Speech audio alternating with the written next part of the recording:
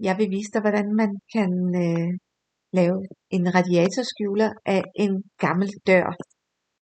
Du starter med at måle, hvor bred din radiatorskjuler skal være, og saver døren i denne bredde.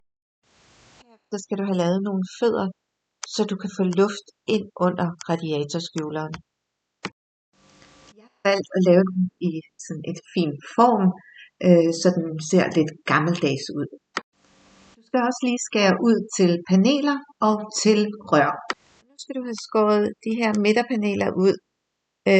Start med at bore 2 huller, så du kan få din stiksav ned igennem, og så saver du de 3 kanter ud, og så kan du trække den sidste ud.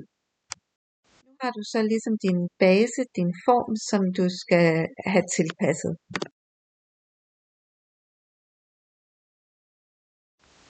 Hvis der er nogle huller eller nogle ujævnheder i træet, så kan du med fordel lige give det en gang polyfyller, inden du giver det første gang maling.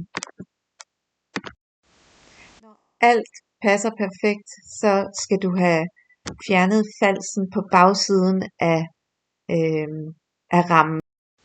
Det gør du lettest med en fine cutter, og jeg har så valgt at bruge sådan noget fransk flet til at dække hullerne med, så der kan komme luft igennem og varme igennem. Gør du med en hæftepistol på bagsiden.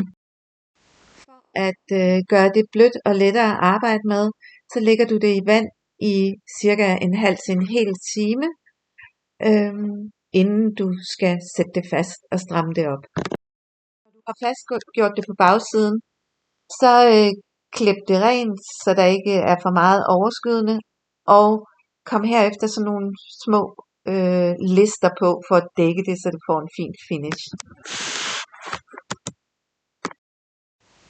Kom malertæp rundt på kanten, og så er du faktisk klar til at male din radiatorskjuler de sidste par gange.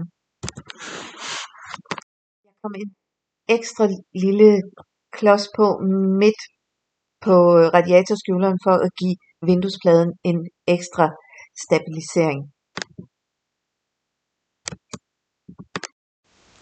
Listerne, som jeg kom bagpå, dem har jeg malet, og så finishen er fin på bagsiden også, og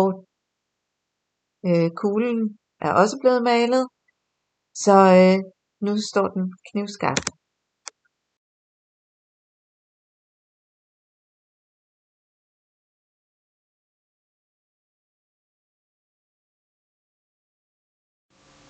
Voilà, så har du simpelthen en fantastisk fin radiatorskjuler, som ikke har kostet dig specielt meget. Du kan finde som regel de her gamle fyldningsdøre over på din lokale genbrugsstation. Og når du bruger netop dem, så får du looket af, der passer perfekt til gamle herskabslejligheder. Så god og billig løsning. Er du også vild med upcycling og genbrug og DIYs, så følg med her. Tryk follow, så får du altid de nye videoer. Eller gå på Instagram på peekaboodesign_dk og følg den.